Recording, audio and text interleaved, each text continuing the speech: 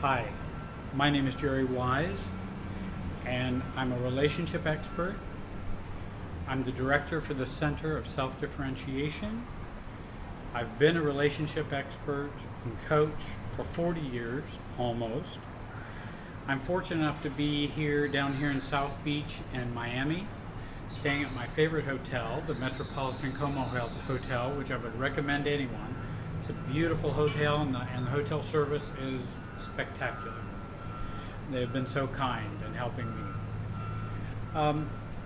I work with adult children of narcissists, and I work with many other people who have different problems as well. But I know one of the core group are those who grew up with narcissistic parents, and trying to help them achieve a sense of inner freedom, new life, new direction, and detachment from that old abuse and trauma, and to find their real selves. Today in this video I wanted to share 6 painful core issues which often cause significant pain for adult children of narcissists. There's certainly other core issues, and I'll share more in other videos, but these 6 I wanted to share with you. We only have so much time on a video, and I wanted to try to pack these 6 in. The first one is self-power shedding. We shed our own sense of power. We give our power away to other people. Adult children of alcoholics give their internal and external power away to others. The reason that we do that is when we grew up, or when we've been in relationships with narcissists, we realize that to retain our own sense of power, to retain a sense of self, to have a sense of self, would have caused us more trauma, abuse, discounting, and targeting from narcissists, and particularly narcissistic parents. We couldn't be ourselves when we grew up. It would just be too dangerous, too painful, too difficult. And so we learned to shed that power and give it away to others. As we interact with others, we always make them more powerful than ourselves. And that's to try to keep us safe, and not to be authentic, and not to put ourselves out there where we can be abused, misused, lied to, given excuses to, blamed. We overown our weakness, our powerlessness, our value, and our low sense of self. We overown that time and time again. In another paradigm, say in the chemical dependency world or addiction world, some call this codependency. Though I think if you use a family systems view of it, it takes on a different character. And it's that shedding of power that we do in relationships. It's a pattern that happens. For the adult children of narcissists, they experience themselves as nothing, as hidden, as unreal, and invisible. Everyone and everything in life trumps theirs. Remember that the adult child of a narcissist experienced being ground into the ground by the parents that they had when they shed their shame onto their children, which is what narcissists do. Narcissists are always shame shedding. They shed it and focus it towards other people, because at the core of narcissism is an inner deep core of shame that they cannot and have not dealt with. And they shed that onto others. We then end up shedding our powerlessness from ourselves. And again, it ends up crushing the child. So now we live life like we are pancaked with a heel on top of us from our family of origin. Adult children of narcissists give their emotional power away to others while feeling too much and not engaging the thinking process more. They just tend to engage the feeling process more, and then that makes it more difficult for them. Adult children give away their life power as well. their money, their time, their effort, their compliments, their support, etc. And we pour ourselves out, leaving little or nothing left. And this is our overfunctioning to the max. And adult children of narcissists tend to do that. It's not uncommon that adult children of alcoholics do that as well. The second painful core issue is leaving the present. It's also known as dissociation. Wikipedia gives a definition of dissociation if you've wondered about that. In psychology, it says dissociation is any of a wide array of experiences from mild detachment from immediate surroundings to more severe detachment from physical and emotional experience. The major characteristic of all dissociative phenomena involves a detachment from reality rather than a loss of reality, as in psychosis. We don't lose reality, we detach from reality. And that's a big difference. Some people say, oh, you mean, well, then I'm psychotic and I just lose reality? No, you detach from reality. You don't lose it, you detach from it. Adult children of alcoholics detach from reality, and this can be true for ACOAs and adult children of abuse who grew up in sexually or physically abusive homes. When things get stressful or frightening for the adult child, or very confrontational, we just check out. We just aren't there. Then we come back to ourselves and clean up the damage, and often then just feel crazy and worthless and very abnormal. We also dissociate by flight, freezing, and triangulating. Those are all things that we want to get away from the reality of the situation right now. And in another video, I talk about flight, freezing, triangulating, and then what we want to do is think and begin to think and be mature and process what's going on up here. Rather than just living from our lower brain, we want to process from our higher brain. Again, adult children have memory loss. They kind of gray out. They have a sense of disconnection from oneself and from the surroundings. Here are some examples of what people say when dissociation occurs. I explode at my husband and can't remember what I said. I just don't feel real. I'm just doing things automatically. I can become so totally concerned about what people are thinking of me or expecting from me when I'm talking to them that I become lost. I lose me. I couldn't remember whether it really happened or I imagined it happened. I don't feel like myself. I feel like some other person inside. Those are some examples of dissociation. There are many others as well. Thirdly, a core issue, feeling isolated. Feeling isolated even in a crowd, and have few to no peaceful or stable relationships. Doesn't mean we're not married, doesn't mean we have friends, but oftentimes those relationships can be rocky, roller coasterish, have all kinds of instability in them. Most have a roller coaster element in those relationships, or what I call bipolar relationships or bipolar marriages. Adult children of narcissists have a love-hate fear relationship and abandonment fear in their relationships.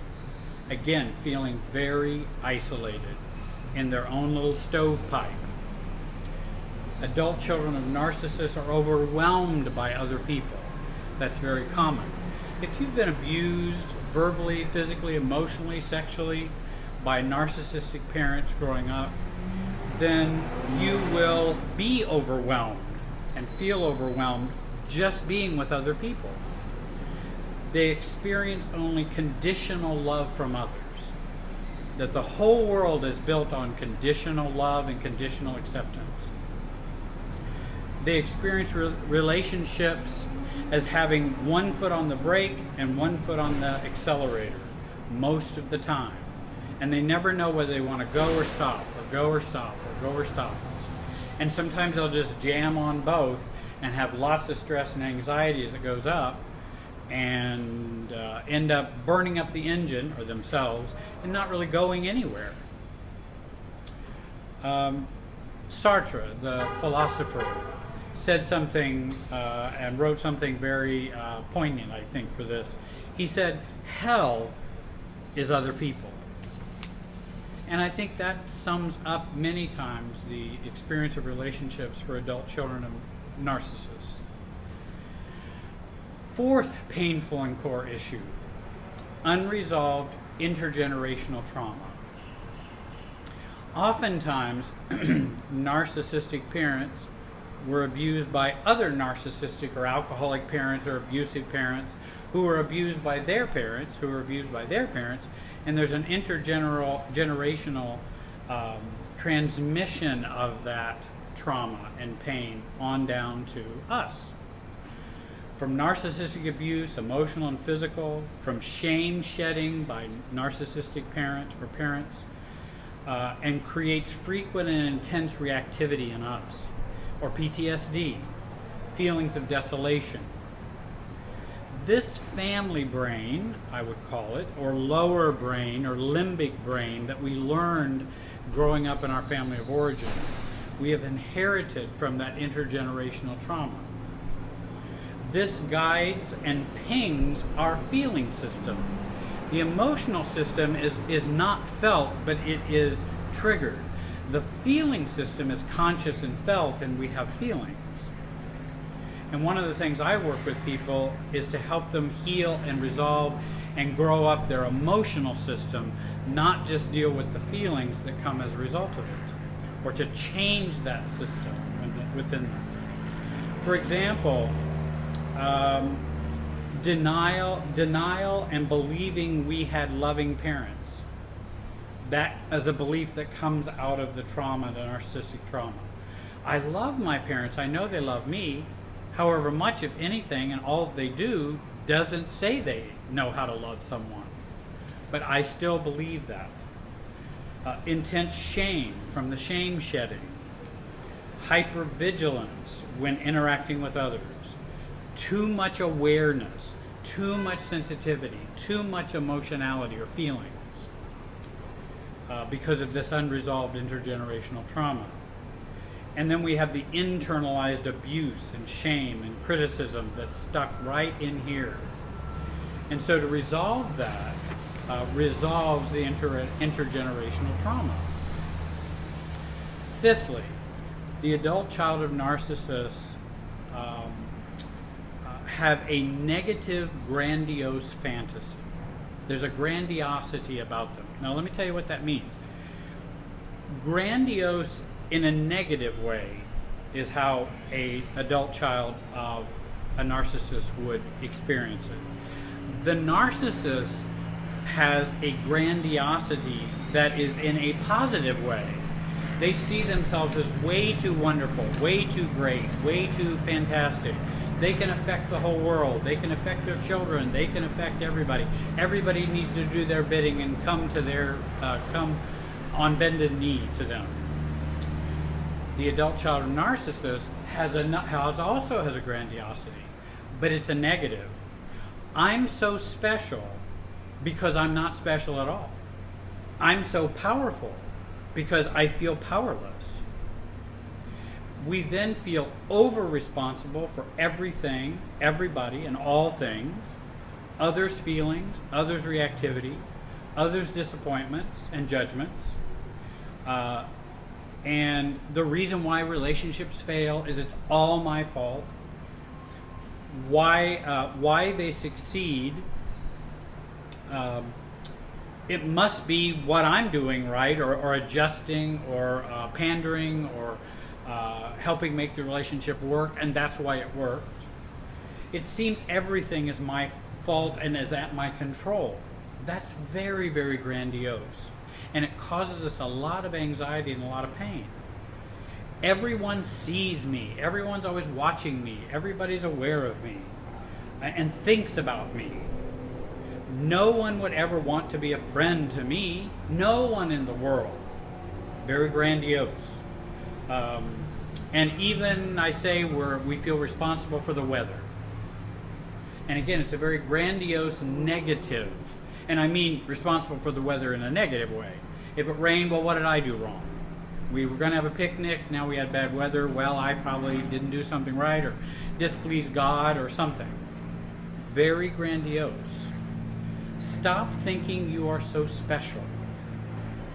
Learn a healthy specialness, not a grandiose specialness. That you can upset everyone that much that you know you're not that important or not that powerful. That can be very freeing if we can come to believe that and understand that. Narcissistic parents so crush us that we feel so desolate that we learn to believe we affect everything in a negative way and that we're special, in quotes, in that way. We want to heal that negative specialness. I'm not special. I'm just a human like everybody else. I'm going to be on this earth and then not be on this earth. And that's okay. I don't have that much power. I can't cause all the problems people think I can cause. And I certainly can't cause all their feelings because I'm not that powerful, not that special. Because if I can cause all the negative feelings in you, then I ought to be able to cause all the positive feelings in you. And I've found that to be very difficult to do. And believe me, for decades I tried. Sixthly, enmeshment and overcloseness. Adult children of narcissists lack emotional detachment. They lack self-differentiation. They lack separateness. They're too fused with their narcissist and their family of origin. And they carry that fusion on into their later adult relationships. This creates feelings of loneliness, isolation, detachment from self and others. And again, it's because I'm so attached. We're overly attached. We're overly blended together rather than self-differentiated. Here's unhealthy distance, here's unhealthy closeness, here's self-differentiation. And again, relationships are paradoxical, and I'll mention that in a moment. Adult children try to fix this with more closeness, fusion, and attachment, which results in bad marriages, friendships, work relationships, all kinds of difficult relationships, because we're pushing the wrong way. We're over close, but we think the solution is more closeness because we feel kind of distant inside and kind of isolated. So we misread our relationship system and do what's intuitive, which only gets us into more trouble, rather than doing what's counterintuitive. I don't know if you've seen those Chinese bamboo finger cuffs that you stick your fingers in them and then when you pull, they tighten. I was going to bring some on the trip and I forgot to do it. Push those in, then pull.